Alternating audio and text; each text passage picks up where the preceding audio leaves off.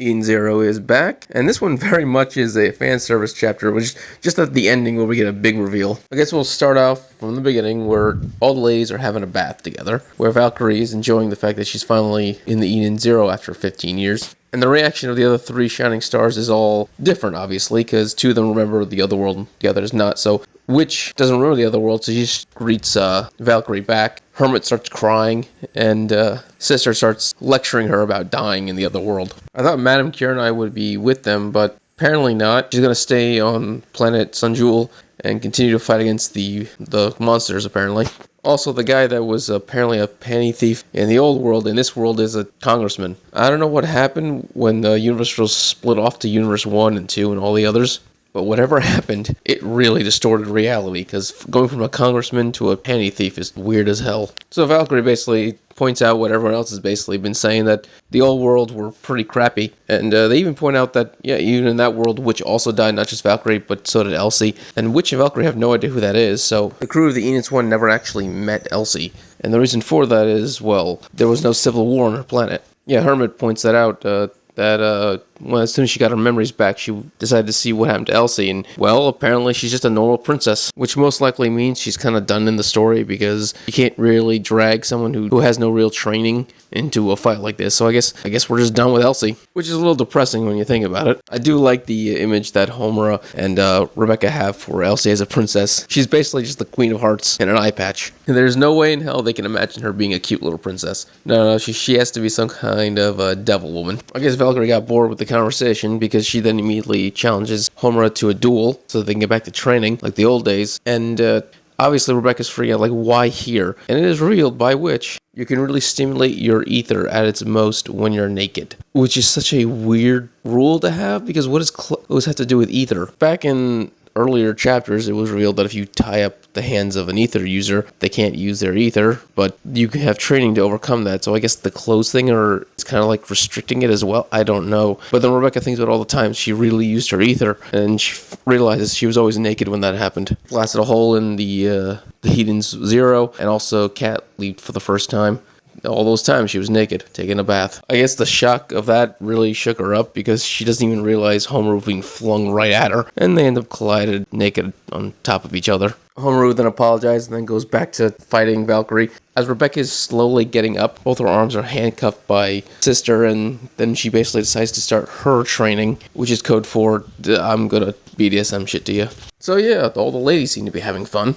The men and Pina are all eating together, and they're basically discussing who they should go pick up first. Laguna, Captain Connor, Labelica, Pochka, like they still got more crewmates, and they're all deciding, and then she says, yeah, we're going to go after Lagunica first. And the reason for this is because his plan is to pick up Lagunica and also make friends with Shira. Everyone else points out that this is never going to happen, that there's no way in hell that he's ever going to make friends with such a monster like him. And that I'm in agreement with. Maybe Shira is less of a monster than he was, because Draken Joe was less of a monster in this world. Shira was a fucking animal. Like, the evil that was just oozing off of him was insane. The man was the embodiment of just sheer depravity and evil. So Pina decides that she needs to inform the entire crew. It was a thing that she talked about a few chapters ago about her memories, because she is able to remember her past in this world. She was going to wait until everyone was together, but since they're going to leave this cosmos for another one, she figured she might as well tell everyone right now. So she sets up a comm to all the ladies in the bath, and also she's writing for all the guys. So she then tells all of them all that her purpose is to destroy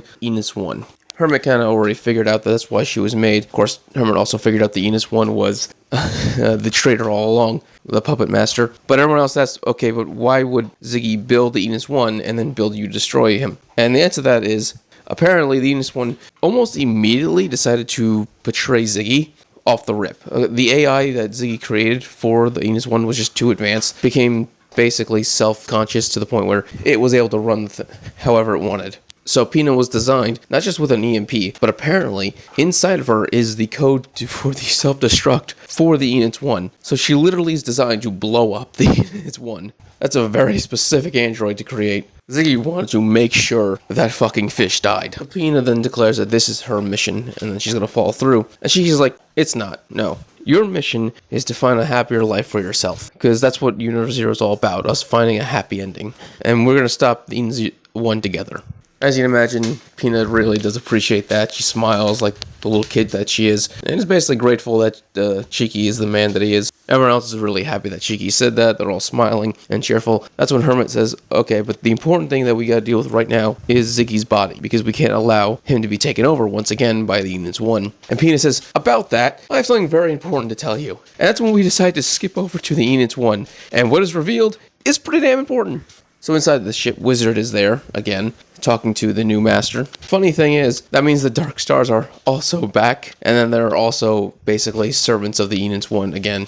That really sucks for them. Basically, they all died in the last world, so do they not get a happy ending, or are they going to die all over again? I mean, seriously, if I was Wizard and I got my old memories back, that would really piss me off, that no matter what world I'm in, I'm always going to be a slave. So he's trying to talk to his master, but his master is lamenting the stars crying. Apparently, this is very much a Rave Master kind of thing where the stars can cry. He says the stars are crying either for the androids who have no life, or maybe for humanity who does live. He can't really tell what the issue is, but he basically decides he's going to solve that problem. The thing is, we know how the Units 1 is going to solve that problem. One, he kills off all of humanity, and in 20,000 years, the robots all die because they need humanity to live off them, off their ether. So if there's no life, there are no androids. So everyone dies. Everyone just dies.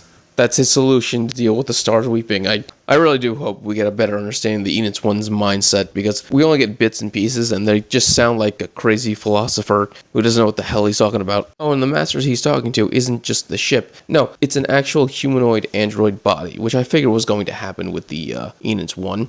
Was that he was going to have a human form, well, humanoid form, which is basically what it is. He's basically just a buff Ziggy with a fish face. His name is Over New Etheron Void, or One Void for short, and he's taken Ziggy's role as the king of machines. I was wondering how she was going to have a one-on-one fight with the ship, but this actually makes the most sense to have a humanoid form. I said this was most likely an outcome. So most likely Shiki's going to fight this, and the Units 1 itself will probably be obliterated by Pina's ability to self-destruct, but this guy directly is the one that Shiki's going to fight. But both Witch and the narrator basically say this guy's basically modeled off of Ziggy, just an upgraded, better version. So he'll most likely have gravity powers as well. But personally, I'd rather him have some other kind of ether ability. Hell, him having every ether ability would be pretty cool as well. But yeah, the main thing about this guy isn't his strength or his abilities. It's the fact that I really want to know why. Why does he want to destroy everything? What is the point of all this? Once again, we get glimpses of what he wants, his philosophy, but he doesn't actually come out and explain what he's... And I really would like to just know what's inside this man's head, or android's head.